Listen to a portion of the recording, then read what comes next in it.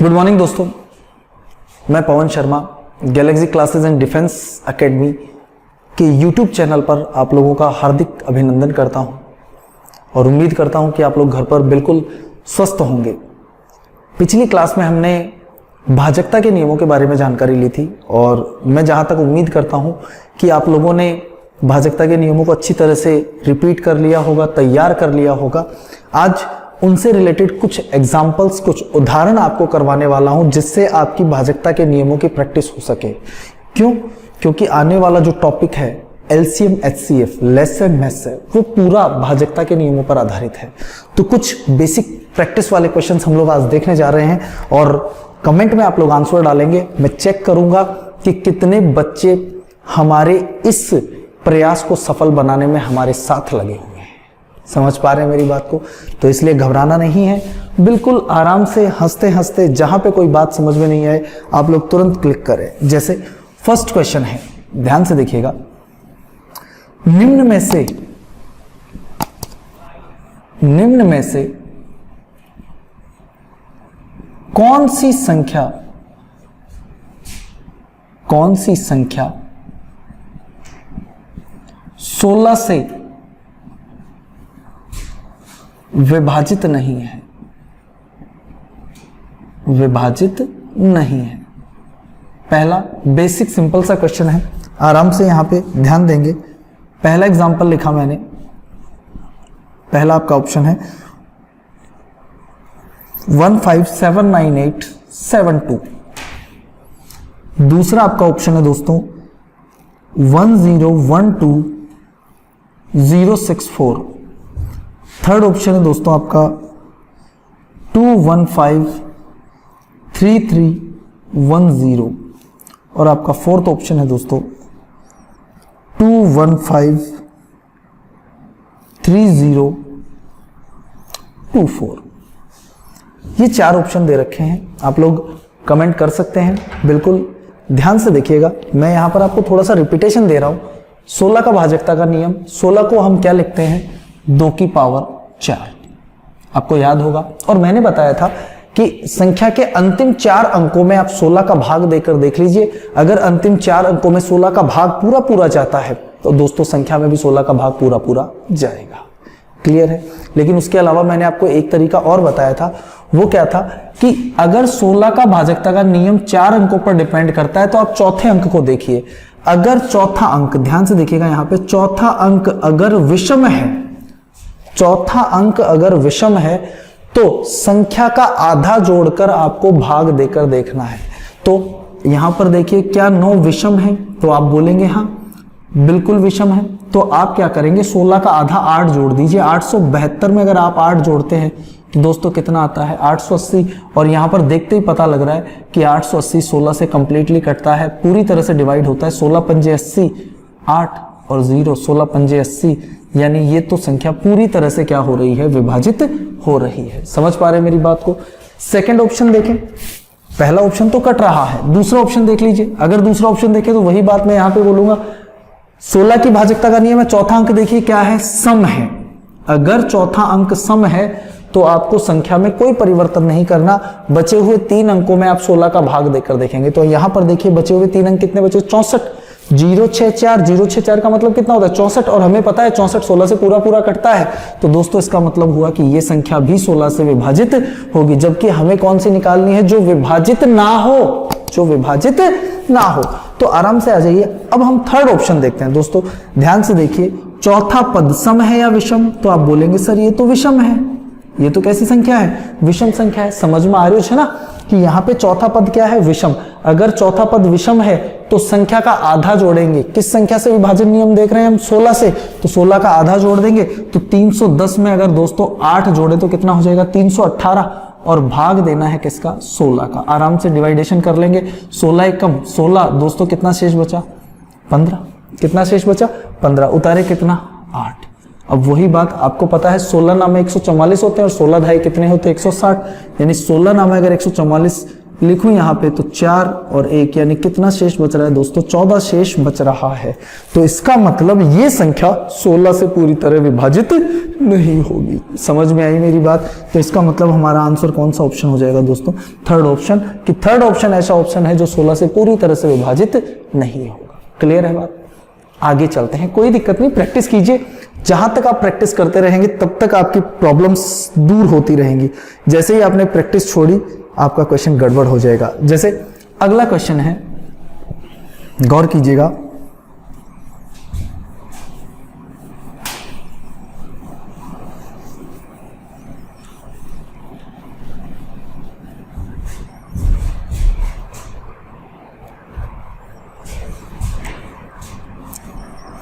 निम्न में से कौन सी संख्या 13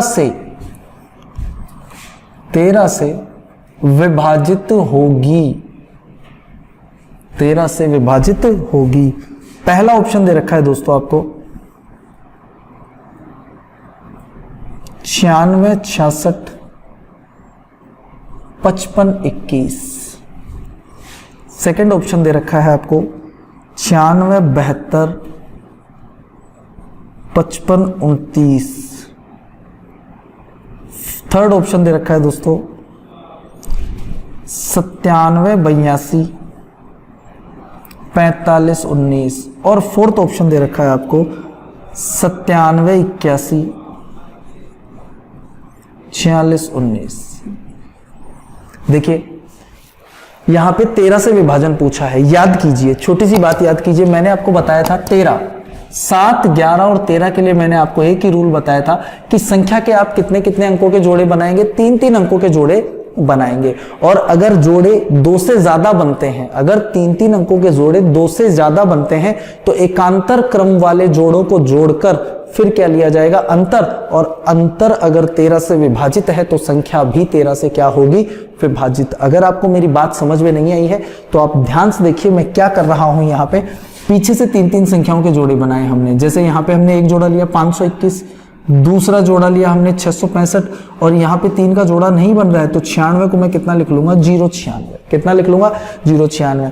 आराम से ध्यान से, एकांतर क्रम का मतलब एक को छोड़कर एक जोड़ा, ये जोड़े आपस में जुड़ेंगे और फिर क्या लिया जाएगा, अंतर। तो आपका एक जोड़ा तो कितना आ गया, 665 दोस्तों। दूसरे बाकी 2 जोड़ों को ऐड कर लीजिए, तो ऐड करेंगे तो देखिए इनको जोड़िएगा कितना हो जाएगा, आराम से 6 और 1 कितना हुआ, 7, 9 और 2 11, 11 का 1 हासिल कितना, 1, 5 और 1 6, कितना आया 617। एक जोड़ा तो बना आपका 665 और 521 और 096 को प्लस किया तो कितना आया 617। डिफरेंस ले लीजिए, आराम से अंतर लीजिए। देखिए 15 में से 7 गए दोस्तों 8, यहाँ पे बचा 5, 5 में से 1 गया दोस्तों कितना आया 4, और 6 में से 6 चला जाएगा तो कितना आ जाएगा 0। यानी यहाँ पे डिफरेंस कितना आया 48। क्या 48 13 से विभाजित होता है? अगर नहीं, अगर विभाजित नहीं हो रहा है तो सीधा सिंपल है कि जो पहली संख्या है वो 13 से विभाजित नहीं होगी। समझ पाए मेरी बात को? सेकंड ऑप्शन देखते हैं, वही 3-3 के जोड़े बनाएंगे, वही 3-3 के जोड़े बना लिए। यहाँ पे कुछ नहीं है तो कितना मान लोगे 0। एकांतर क्रम वाले जोड़ों को जोड़ो, एकांतर क्रम वाले जो जोड़े हैं वो जुड़ जाएंगे आराम से। एक जोड़ा बच गया आपके पास कितना 725, और इनको जोड़ें तो देखिए सेम वैसा ही फॉर्मेट है, कुछ नहीं है। 529 में आपको कितने जोड़ने हैं 96, तो आराम से जोड़ देंगे। यहाँ पे 9 और 6 15 का 5 हासिल कितना 1, 3 और 9 12, 12 का 2 हासिल कितना 1, 5 और 1 कितना हो जाएगा 6। दोस्तों डिफरेंस कितने का आया, आराम से 5 0 0, डिफरेंस कितने का आ रहा है 100 का। आप मुझे बताइए क्या 100 13 से विभाजित होता है? तो आप बोलेंगे नहीं होता, तो इसका मतलब जो दूसरा ऑप्शन है वो भी 13 से विभाजित नहीं होगा, 13 से विभाजित नहीं होगा। थर्ड ऑप्शन में आ जाइए, वही 3-3 के जोड़े बनाए। इस कैलकुलेशन को थोड़ा फास्ट कीजिएगा, 3-3 के जोड़े बना लीजिए। यहाँ पे ये हो गया 097, आराम से एक जोड़ा तो कितना आ गया 824 आ गया।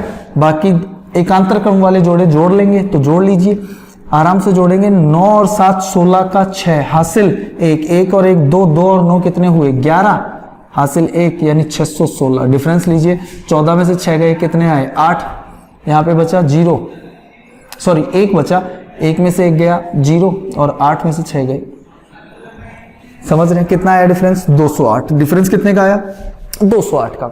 अब मुझे पता है इसे किससे विभाजित करना है, 13 से। आराम से विभाजित करके देख लीजिए, 208 को डिवाइड करें किससे, 13 से। तो 13 एकम 13, 20 में से 13 गई, कितना आया 7, उतारे कितना 8, 13 चिक्के 78, कितना आ गया 0। यानी जो डिफरेंस 208 आया ये 13 से पूरा पूरा कट रहा है। तो इसका मतलब ये हुआ कि जो तीसरा ऑप्शन है वो पूरी तरह किससे विभाजित होगा, 13 से विभाजित होगा। उम्मीद करता हूं बात समझ में आई होगी। अगर फिर भी दिक्कत है, वीडियो को रिपीट करके अपनी कमांड को बढ़ाएं। समझ पा रहे हैं? चलिए आगे चलते हैं नेक्स्ट एग्जांपल में। कोई दिक्कत वाली बात नहीं है, आप वीडियो बार बार रिपीट करके देखें, बिल्कुल क्लियर हो जाएगा मैटर, कहीं कोई दिक्कत नहीं आएगी।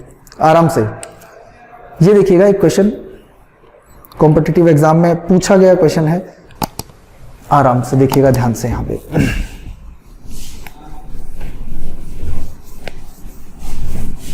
फॉर्मेट थोड़ा सा चेंज होगा, ज्यादा नहीं, घबराने की जरूरत नहीं है। लेकिन डिविजिबिलिटी रूल पर डिपेंडेंट जो क्वेश्चंस हैं कई बार जानलेवा साबित हो सकते हैं, तो इसलिए थोड़ा सा आपको प्रिपेयर रहना है। ध्यान से देखिएगा, जैसे क्वेश्चन, थर्ड क्वेश्चन है आपके सामने कि 5 6 7 8 2 9 x 4 1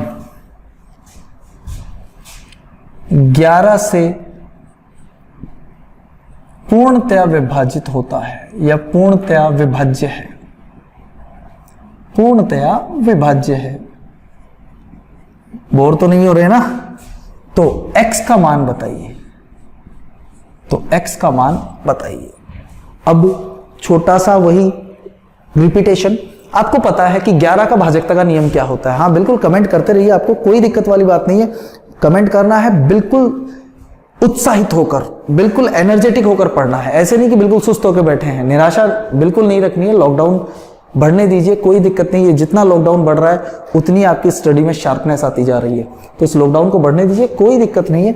आराम से 11 का विभाजकता का नियम क्या था? 11 का भाजकता का नियम ये था कि आप एकांतर क्रम के जो अंक हैं उनका परस्पर योग कीजिए और उनका अंतर लीजिए। यानी एक छोड़कर एक अंकों का क्या लेना है, योग लेना है, और उनका अंतर लेके ये देखना है कि वो अंतर या तो 0 आएगा या 11 से विभाज्य संख्या आएगी। जैसे देखिएगा, एक छोड़कर एक अंक का योग लेना है पहले तो। 5 + 7 कितने हुए, 12, 12 + 2 कितने हुए, 14, 14 + x, 14 + x और एक ये जोड़ दिया, यानी कितना आ गया दोस्तों, 15 + x।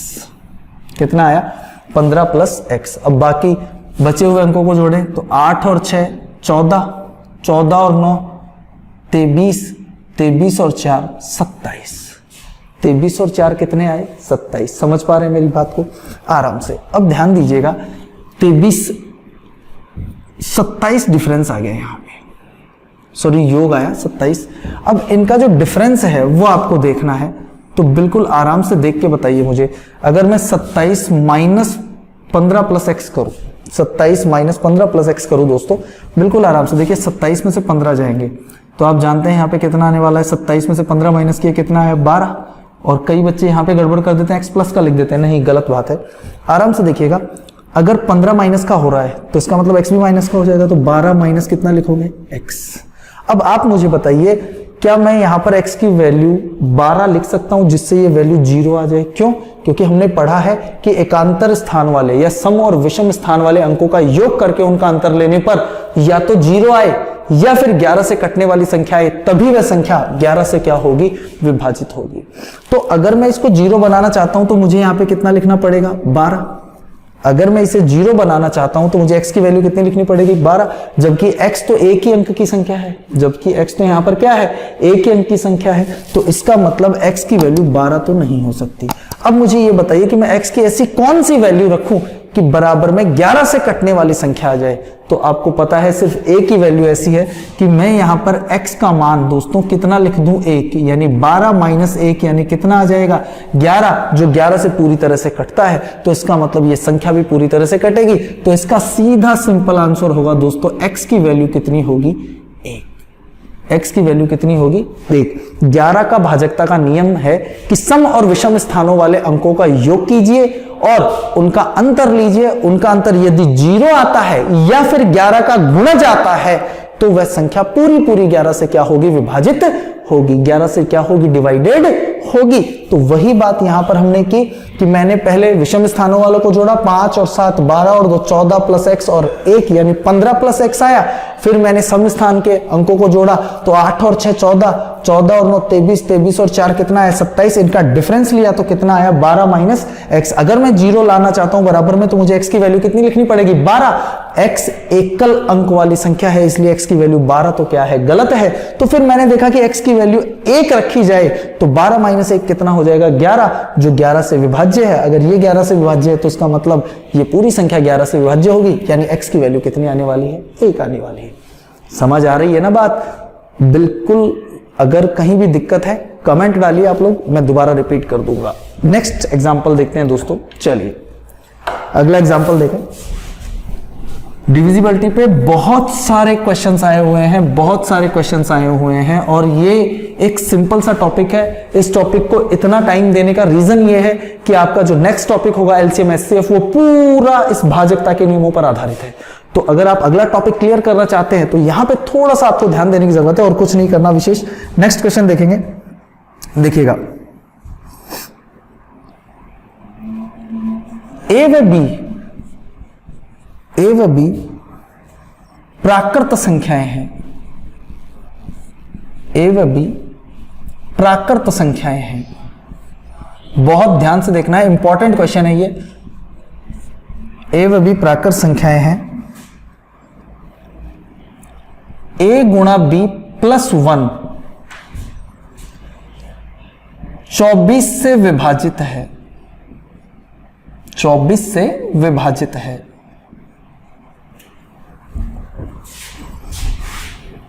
तो नीचे दी गई संख्याओं में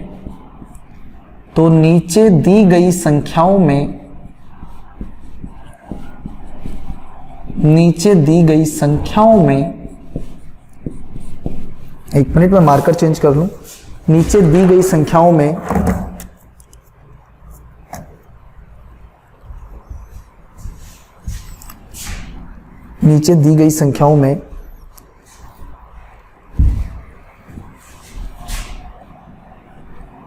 ऐसी कौन सी संख्या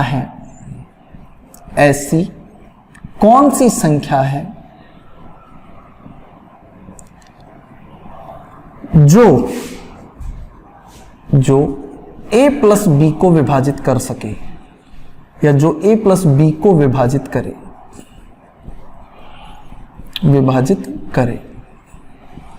दोस्तों इंपॉर्टेंट क्वेश्चन है, एसएससी सीजीएल में टच हुआ था ये, एसएससी सीजीएल में टच हुआ है। आराम से देखिएगा ध्यान से। ऑप्शन दिए हुए हैं यहाँ पे आपको। पहला ऑप्शन दे रखा है 12, दूसरा ऑप्शन दे रखा है आपको 24, थर्ड ऑप्शन दे दिया आपको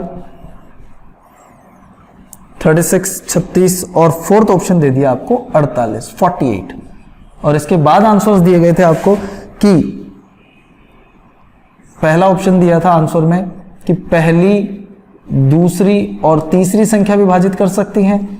दूसरा ऑप्शन दिया था आपको केवल दूसरी व तीसरी विभाजित कर सकती हैं। तीसरा ऑप्शन दिया था आपको केवल पहली व दूसरी विभाजित कर सकती हैं। और चौथा ऑप्शन दिया था केवल पहली विभाजित कर सकती है। गौर कीजिएगा यहां पे। सबसे पहले क्वेश्चन को समझिए। क्वेश्चन क्या कह रहा है कि ए और बी प्राकृत संख्याएं हैं। ए व बी क्या है दोस्तों? प्राकृत संख्याएं, नेचुरल नंबर्स हैं। ए इंटू बी प्लस 1, ए गुणा बी प्लस 1 में 24 का भाग पूरा जाता है। अगला कह रहा है ये कि ए को बी से गुणा कीजिए और उसमें 1 जोड़ दीजिए तो किसका भाग जाएगा? पूरा 24 का। अब आपको ये बताना है कि इन नीचे दी गई संख्याओं में ऐसी कितनी संख्याएं या कौन सी संख्याएं हैं जो a प्लस बी को विभाजित कर सके। यहां एक छोटा सा कंसेप्ट है, गौर कीजिएगा। मैं आपसे बोलूं, अब आप मुझे बताइए कि a प्लस बी में अगर 24 का भाग जाता है, अगर 24 का भाग जाता है तो आप ध्यान से देखिए क्या मैं a प्लस बी का मान 24 सबसे पहले किसको काटता है? 24 को ही काटता है। एक यहां पर आ गया तो क्या मैं ए बी का मान 23 ले सकता हूं? बोलिए हाँ या ना। ले सकता हूं। तो अगर मैं ए बी का मान 23 लेता हूं तो इसका मतलब ए को आप 23 मान सकते हैं और बी को कितना मान सकते हैं? 1। समझ पा रहे मेरी बात को? दूसरी बात, +1 डिवाइडेड बाई 24 है, तो अब मैं बोलूं कि 24 सबसे पहले किसको काटता है? 24 को काटता है। एक यहां पर था तो मैंने ए बी को कितना मान लिया? 23। 23 और एक 24, 24 का भाग पूरा पूरा जाएगा। 24 के बाद में 24 किसको काटता है? 48 को। 24 के पहाड़े को देख लीजिए आप, 24 दूनी कितने होते हैं? 48। तो इसका मतलब 24 48 को भी डिवाइड करता है। तो क्या मैं ए बी की जगह यहाँ पे 47 लिख सकता हूं? क्योंकि अगर a गुणा b 47 मानूंगा तो 47 और एक 48, 24 का भाग पूरा पूरा जाएगा। समझ पा रहे हैं मेरी बात को? और अगर मैं आपसे बोलूं 47 के टुकड़े कीजिए तो क्या आप 47 × 1 लिखोगे? बोलो हाँ या ना। समझ पा रहे हैं मेरी बात? चलिए फिर वही थर्ड एग्जांपल ले लेते हैं। +1 तो है, 24 किसको डिवाइड करता है? आपको पता है 24 डिवाइड करता है 72 को। भाई 24 पहले तो 24 को डिवाइड करता है, फिर 24 48 को डिवाइड करता है, फिर 24 किसको डिवाइड करता है? 72 को। तो इसका मतलब ए बी की वैल्यू, अगर मुझे 1 जोड़कर 72 बनाना है तो ए बी की वैल्यू में कितनी मानूंगा? 71 मानू तो इसके टुकड़े कितने हो जाएंगे? 71 × 1। बोलिए हो जाएंगे या नहीं हो जाएंगे? समझ पा रहे हैं ना मेरी बात को? तो कहने का मतलब कि a गुणा b + 1 किससे कटना चाहिए? 24 से। तो 24 से कटने वाली पहली संख्या कौन सी है? 24। एक यहां पर आ गया, एक जोड़ने पर 24 आना चाहिए। तो a गुणा b की वैल्यू कितनी लिखूंगा? 23। 23 के अगर टुकड़े करूं तो 23 × 1। फिर 24 से कटने वाली दूसरी संख्या कौन सी है? 48। कौन सी है? 48। एक आ गया तो 48 बनाने के लिए मुझे a गुणा b कितना लिखना पड़ेगा? 47। a गुणा b अगर 47 है तो a को 47 और b को कितना मानना पड़ेगा? 1। अब यहां पर आप आ जाइए, गौर कीजिएगा ध्यान से। फिर मैंने क्या किया कि यहां पर मैंने देखा कि 24, वही 24 से कटने वाली अगली संख्या कौन सी है? 24 थी है 72। 24 थी है 72। तो 72 अगर बनाना है तो एक तो यहां पर आ गया, a × b की वैल्यू मुझे कितनी लिखनी पड़ी? 71। 71 × 1 कितना हुआ दोस्तों? 71 × 1 हो गया कितना? 72। सॉरी 71 × 1 तो 71 हुआ, +1 कितना हो गया? 72। 24 से कट जाएगा। समझ पा रहे हैं मेरी बात को? अब आपको यह देखना है कि इनमें से कौन सी संख्याएं हैं या कितनी संख्याएं हैं जो a + b को विभाजित करती हैं। आराम से देखिए, अगर मैं आपसे बोलूं a + b निकालिए, फर्स्ट एग्जांपल से a + b निकालोगे तो पहले एग्जांपल से a + b निकालोगे तो 23, a की वैल्यू 23 और +1 यानी कितनी है? 24। फिर दूसरे एग्जाम्पल से a की वैल्यू कितनी है दोस्तों? 47 + 1 करोगे कितना आया? 48।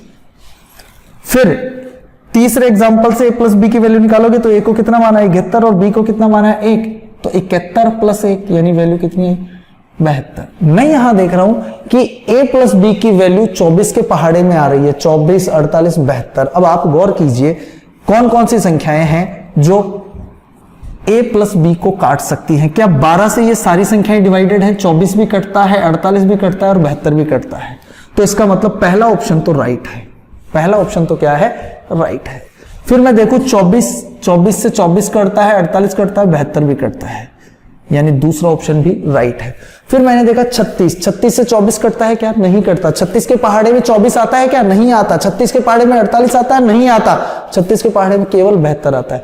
जबकि उसने ये बोला कि a + b का मतलब a + b का कोई भी मान हो कटना चाहिए, यानी 36 से केवल एक ही मान कट रहा है, बाकी मान नहीं कट रहे हैं। तो इसका मतलब 36 वो संख्या नहीं है। और अगर इसी तरह मैं 48 की बात करूं तो 48 केवल किसको विभाजित करेगा? 48। a + b के बाकी दो मानों को 48 विभाजित नहीं कर पा रहा है, तो इसका मतलब ये भी वो संख्या नहीं है। तो इसका मतलब केवल 12 और 24 ही ऐसी संख्याएं हैं जो a + b के मान को पूरा पूरा विभाजित करेंगी। इसलिए आपका आंसर कौन सा ऑप्शन होगा?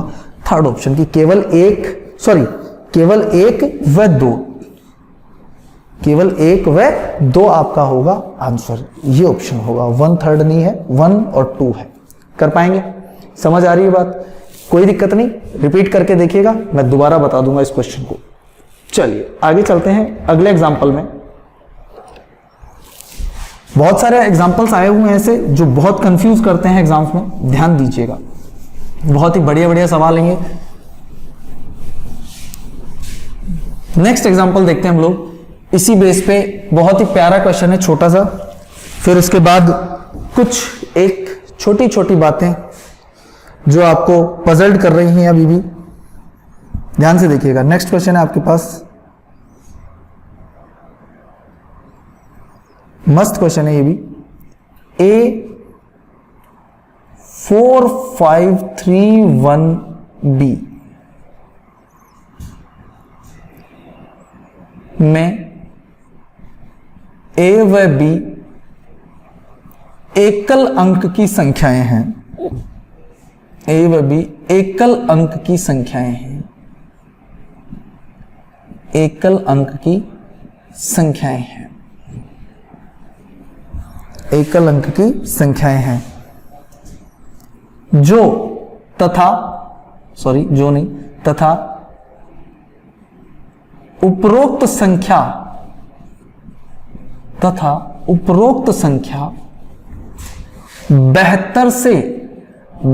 से पूर्णतया विभाजित है, तो A माइनस बी का मान बताइए। देखिए दोस्तों, थोड़ा सा सेंसिबल क्वेश्चन है, थोड़ा सा माइंड यूज करना है आपको, ज्यादा कुछ विशेष नहीं करना है। यहां पे थोड़ा सा अपना दिमाग लगाना है और इसके बाद तुरंत आंसर आ जाएगा। बिल्कुल ध्यान दीजिएगा आराम से। अच्छा, सबसे पहले ए और बी एकल अंक की संख्या यानी एक एक अंक वाली संख्या है, ठीक है। और ये डिवाइड किससे हो रही है? 72 से। तो 72 में आपको पता होना चाहिए दो संख्याएं आती हैं, अगर टुकड़े करें तो 8 और 9, यानी सहअभाज्य टुकड़े किए हमने। 72 के सहभाज्य टुकड़े करेंगे तो सहभाज्य टुकड़े क्या होंगे, गुणनखंड क्या होंगे? 8 × 9। अब सबसे पहले वही बात ध्यान दीजिएगा, मैं आपसे बोलूं, गौर कीजिएगा मेरी बात को, आराम से बिल्कुल ध्यान से समझना है। पहले मैं बोलूं कि 9 की भाजकता का नियम, अगर आपको याद हो तो 9 की भाजकता का नियम यह था कि संख्या के अंकों के योग में 9 का भाग जाना चाहिए। अगर ये संख्या 72 से कट रही है तो ये कंफर्म हो गया कि इसमें 8 का भी भाग पूरा जाएगा और 9 का भी भाग पूरा जाएगा। तो इसका मतलब इसके संख्या के अंकों का योग जो होगा वो 9 से कटने वाला होगा। तो आराम से देखिए 9 काट दीजिए, आप इसमें आराम से 9 काट दीजिए, कैंसिल कर दीजिए, या फिर आप इसको जोड़ के लिख भी सकते हैं, लेकिन आप 9 कैंसिल कर दीजिए। देखिए ध्यान से, 5 और 4 कितने हो गए? 9। 3 और 1 4, 9 से कटने वाला होना चाहिए। तो इसका मतलब A और B जो है वो लगभग बराबर किसके हो सकते हैं? 3 और 1 4 तो ये हो गया। तो इसका मतलब A प्लस B की वैल्यू कितने के बराबर होगी? 5 की। फिर से बोल रहा हूं मैं कि 72 के सहभाज्य गुणनखंड किए मैंने, 8 × कितना आया? 9। समझ पा रहे हैं मेरी बात को? 8 × 9 आया, मैंने 9 का भाजकता का नियम लगाया कि 9 से वही संख्या कटती है जिसके संख्या के अंकों का योग, या वही संख्या कट पाती है जिसके अंकों का योग 9 से विभाजित होता है। तो मैंने देखा 5 और 4 9 कट जाएगा। फिर 3 और 1 कितना आया? 4। अब 4 को काटना है तो इसमें कितना और जोड़ना पड़ेगा? 5, क्योंकि 4 को हम 9 बनाएंगे तभी तो वो कटेगा।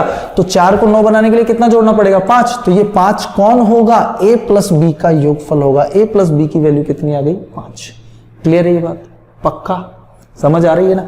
फिर उसके बाद अगर मैं दूसरी बात करूं 8 के भाजकता के नियम की।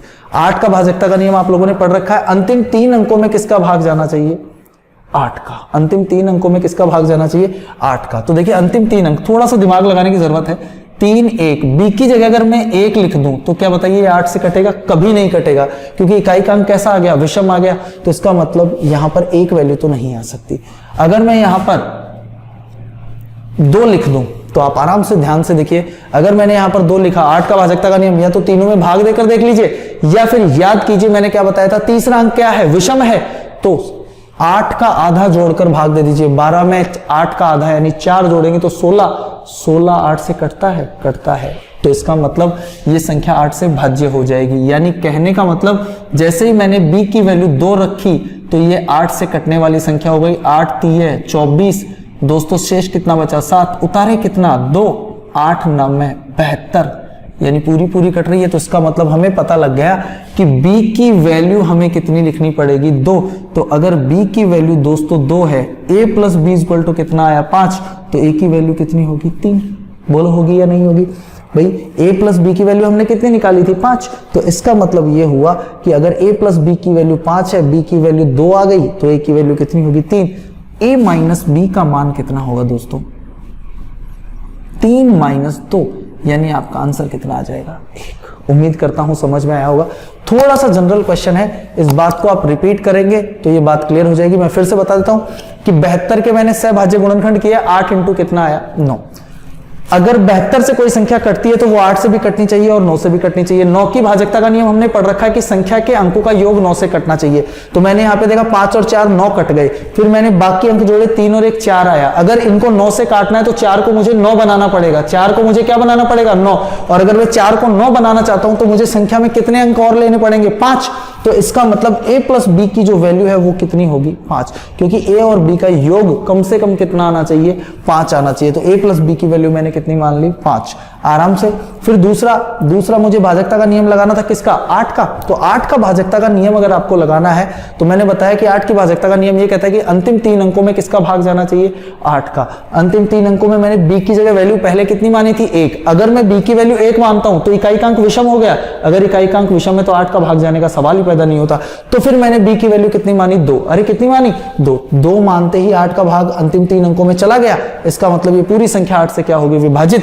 इसका मतलब कंफर्म है कि b की वैल्यू कितनी आएगी 2। a प्लस बी बराबर 5 है, b की वैल्यू 2 आ गई तो इसका मतलब a की वैल्यू कितनी होगी 3 होगी। समझ पा रहे हैं मेरी बात को। ये कुछ बेसिक क्वेश्चंस हैं जिनको आप प्रिपेयर करें, तब जाकर आपको ऐसा लगने लगेगा कि रियल में आपने डिविजिबिलिटी यानी भाजकता के नियमों को पढ़ा। नहीं तो बहुत ज्यादा प्रॉब्लम हो सकती है। कई बच्चे छोटे लेवल तक के क्वेश्चंस को करके संतुष्ट हो जाते हैं कि बस इतना ही है, लेकिन आपको हर तरह का क्वेश्चन देखना है, हर तरह के क्वेश्चंस का सॉल्यूशन करना है, एक लेवल बनाना है। क्योंकि आजकल हर कंपटीशन एग्जाम में आपके इंटेलिजेंस और नॉलेज को नहीं देखते, वो आपकी क्रिएटिविटी और सुपीरियरिटी को देखते हैं। तो इसलिए थोड़ा सा प्रिपेयर रहेंगे मेरे भाई। जहां पर भी आपको गड़बड़ लगे कोई दिक्कत वाली बात नहीं है, मैं आप लोगों के लिए हमेशा तत्पर हूं, हमेशा आप लोगों के साथ हूं। कहीं पर भी कोई प्रॉब्लम आए आप मुझे कमेंट कर सकते हैं, मैं आपको क्वेश्चंस रिपीट कर दूंगा, कोई दिक्कत वाली बात नहीं है।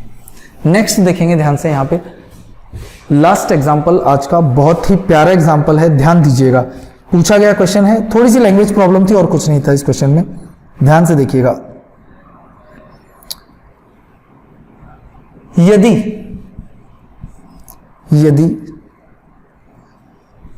3 अंकों की संख्या को 3 अंकों की संख्या को 3 अंकों की संख्या को 2 बार रिपीट करके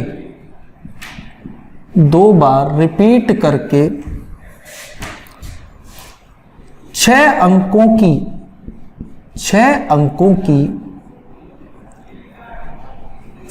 की एक संख्या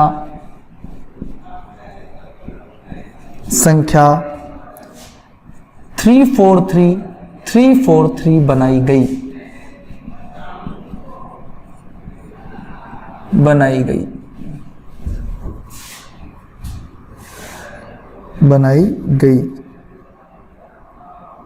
तो बताइए पूछा गया क्वेश्चन है एग्जाम में, तो बताइए प्राप्त संख्या किससे विभाजित होगी। आपके ऑप्शन दे रखे थे, यहां पे सिर्फ लैंग्वेज वाला क्वेश्चन था। ये देखिए लैंग्वेज क्वेश्चन था, गड़बड़ नहीं करनी है, केवल 7 से। सेकंड ऑप्शन केवल 11 से। थर्ड ऑप्शन केवल 13 से। और फोर्थ ऑप्शन था 1001 से। अब अगर आपको याद हो, देखिए ध्यान से 6 अंकों वाला सवाल आया है, अगर आपको याद हो तो 7, 11, 13 का भाजकता का नियम एक ही है। 7, 11, 13 का भाजकता का नियम एक ही है, और वो क्या है, मैंने आपको बताया था कि संख्या के अंकों के 3-3 के जोड़े बनाएंगे और उनका जो अंतर आता है, अगर वो 7, 11 और 13 से कटता है तो इसका मतलब वो संख्या भी 7, 11 और 13 से पूरी कटेगी। समझ पा रहे मेरी बात को। आराम से 3-3 के जोड़े बनाइए, इधर से देखिए और इधर से कई बच्चे कंफ्यूज हो जाते हैं, 3-3 के जोड़े बनाए, इनका अंतर दोस्तों, इनका अंतर कितना आ रहा है मुझे ध्यान से देखकर बताइए। तो यहां पर अगर मैं देखूं तो इनका अंतर कितना आ रहा है, 0। क्या 0 में 7 का भाग जाता है? बिल्कुल जाता है, 0 में 7 का भाग जाता है। कितनी बार? 0 बार। ठीक है। क्या 0 में 11 का भाग जाता है? जाता है, बिल्कुल सही बात है। क्या 0 में 13 का भाग जाता है? बिल्कुल जाता है। यानी ये जो अंतर है ये 7, 11, 13 तीनों से विभाजित है। ये अंतर वाला नियम 7, 11, 13 के लिए ही लागू होता है। समझ रहे मेरी बात को? अब यहां पर गौर कीजिए। अब कई बच्चे सोचते हैं कि यार ये तो तीनों ही आ गए, लेकिन आप सोचिए, अब मैं आंसर बोल रहा हूं आपसे। मैंने बोला कि ये संख्या तीनों से विभाजित है, अब उसने बोला कि केवल 7 से विभाजित है। मैं कह रहा हूं तीनों से विभाजित है, वो पहले ऑप्शन में बोल रहा है केवल 7 से विभाजित है। इसका मतलब पहला ऑप्शन गलत हो गया, केवल 7 से विभाजित नहीं है, ये तो 7, 11, 13 तीनों से विभाजित है, तो पहला ऑप्शन गलत था। फिर उसने दूसरा ऑप्शन बोला केवल 11 से विभाजित है, ये भी गलत है भाई, केवल 11 से विभाजित नहीं है, 7, 11 और 13 तीनों से विभाजित है, तो इसका मतलब दूसरा ऑप्शन भी क्या है? गलत है। और फिर उसने थर्ड ऑप्शन बोला कि केवल 13 से विभाजित है, तो इसका मतलब ये फिर गलत बोल रहा है, क्योंकि 7, 11 और 13 तीनों से विभाजित है, तो इसका मतलब तीसरा ऑप्शन भी गलत था। तो ये संख्या विभाजित किससे है फिर? 1001 से, क्योंकि यहां पर उसने क्या नहीं लगाया? केवल नहीं लगाया। तो चौथा ऑप्शन आपका सही होगा। और आप चेक भी कर सकते हैं, आप यहां पर चेक कर सकते हैं कि क्या ये 1001 से विभाजित है, क्या ये 1001 से विभाजित है। तो आराम से देखिए, अगर मैं इसको 343 से मल्टीप्लाई कर दूं तो 343 से कम 343 और 343 से कम 343, कोई दिक्कत ही नहीं है। समझ पा रहे हैं? और अगर वैसे नहीं करना चाहें तो आप इसको इस तरह से भी कर सकते हैं। देखिए, इसको अगर मैं लिखना चाहूं तो ऐसे लिख सकता हूं, 343 000 प्लस 343। बोलिए, लिख सकता हूं क्या? अगर मैं इनको जोड़ूं तो क्या ये संख्या प्राप्त होगी? बिल्कुल होगी। अब आप यहां पर 343 कॉमन ले लीजिए। देखिए, 343 अगर आप कॉमन लोगे तो अंदर कितना आएगा? 343 बाहर आ गया तो कितना बचा? 1 और कितने जीरो? 3 जीरो। 343 बाहर आ गया तो अंदर कितना बचा? 1। यानी अगर आप यहां पर गौर करें तो यहां पर एक फैक्टर आ चुका है, 343 ब्रैकेट 1001। तो ये साफ दिखाई दे रहा है कि ये जो संख्या है, ये किससे कटेगी? 1001 से विभाजित होगी, और 7, 11, 13 तीनों से विभाजित होगी। लेकिन इनको अलग अलग देकर अगर इनके साथ केवल लगाता है तो ये ऑप्शन कंप्लीटली गलत होंगे दोस्तों। मैं उम्मीद करता हूं कि आज जो भी सवाल हमने किए हैं, ये सारे क्वेश्चंस एग्जाम्स में टच हो चुके हैं। आप में से जो पढ़ने वाले बच्चे हैं वो बुक कंसल्ट करते हैं, वो देखते हैं, उन्हें पता है कि क्या मैटर मिल रहा है। समझ रहे हैं? मनचाहा सुनने के लिए अनचाहा सहना पड़ता है। अरे अगर मनचाहा सुनना चाहते हो ना तो उसके लिए बहुत कुछ अनचाहा सहना पड़ता है। समझ रहे हैं मेरी बात को? तो जय हिंद, जय भारत। अगली क्लास में फिर मिलूंगा नए पैटर्न, नए क्वेश्चंस के साथ, ऐसे क्वेश्चंस जो आपके लिए रियल में फायदेमंद है। फालतू के बेसिक क्वेश्चंस करवाने से कोई मतलब नहीं है। Okay, good night.